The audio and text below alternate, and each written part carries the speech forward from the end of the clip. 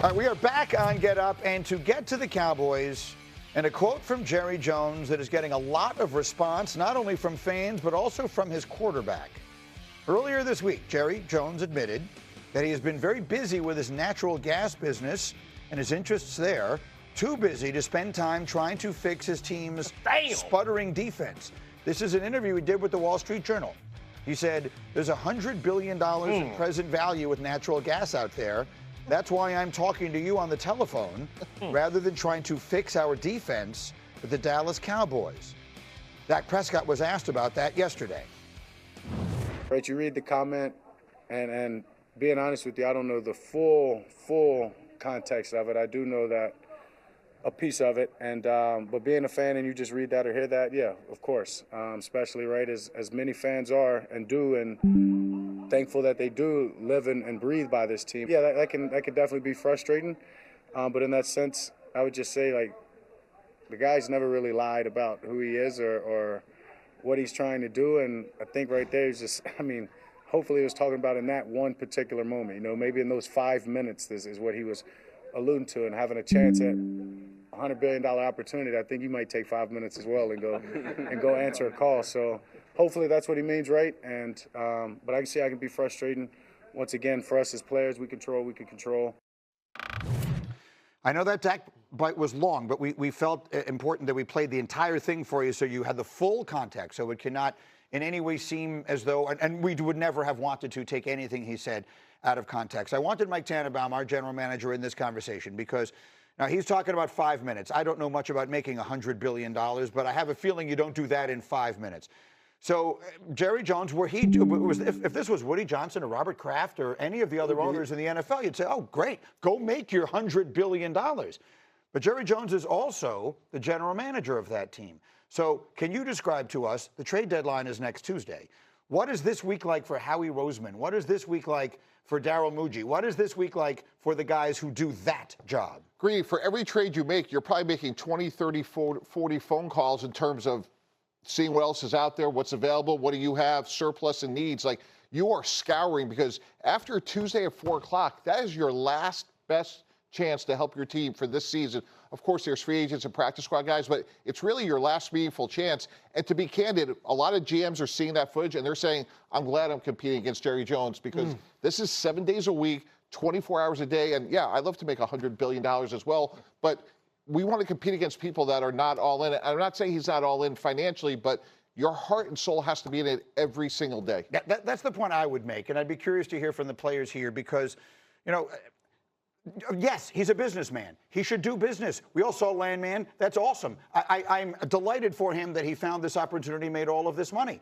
But the point is that if you're going to be the general manager of a football team, that has to take up your every breath, your every waking thought, every ounce of energy, all of your blood and your sweat and your tears, all the time. It is a full-time job. And whether he was just trying to be cheeky or not, that is a terrible, in my opinion, for him to say to the fans of the Dallas Cowboys. Yeah, from a former player's perspective, you expect your general manager and your owner to be all in every capacity. Right. And your job as a general manager is to exhaust every possibility to make your football team better. So I don't know why Jerry thought it was a great idea to just state that out loud. Like, if you do feel that way, you can keep it to yourself. You don't have to tell it to everyone. Maybe Jerry knows we're going to talk about it. I don't know. I don't get it. Like, I get it. 2025. Look at Instagram. Look anywhere. Capitalism. Who's got the most money? Who's got the most crap? Who's got the most stuff? I'm going to show you everything that I got. This is Jerry being Jerry, and a lot of people are going to celebrate this and say, oh, $100 billion. That's awesome. To your point, Howie Roseman's on a bye week right now, should be somewhere in Puerto Rico or Mexico. He's dealing for Michael Carter and a 7th-round pick and John Mechie. He doesn't sleep. This is what he's thinking about. Right. Jerry right now is saying what everyone wants to hear because money is everything. But the truth is, if you're a Cowboys fan, you're like, can't we talk about getting a backup tackle or a defensive lineman? It's not just one position on defense. It's the defensive line. Right. It's the linebacker area. It's the secondary. You need players at all 3 levels. So you should be making calls about. I'd say a lot of people are looking at me like Jerry's a baller. He makes $100 billion. But probably not the guys in his locker room. Maybe. Right? I don't even know. Look at the juxtaposition of Brian Schottenheimer this week. You can take our offensive stats and you can shove them you know where. And Jerry Jones, I just made $100 billion. I mean, those are the two big quotes from the two people, the most important people running the Dallas Cowboys. You have a new practice facility coming. That's good for everybody. Push it back to the team. But I mean, Jerry Jones is showing you how the sausage is made, right? So to speak. Like usually people don't show you that pause, right? Usually people don't show you that and talk about the details of the business side of how you operate and support your team.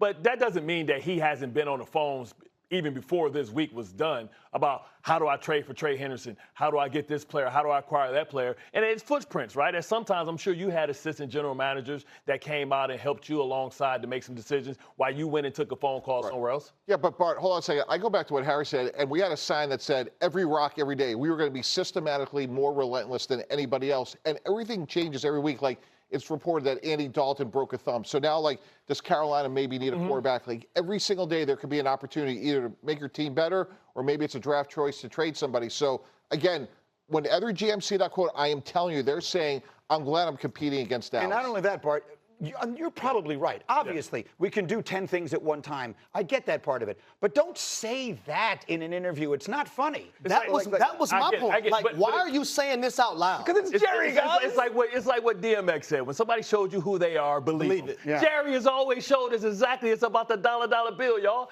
He has the most valuable franchise in North America, right? He does that because he's all about showing you what I got. He showed you about his yacht. That's how you get the attention, man. It's all good.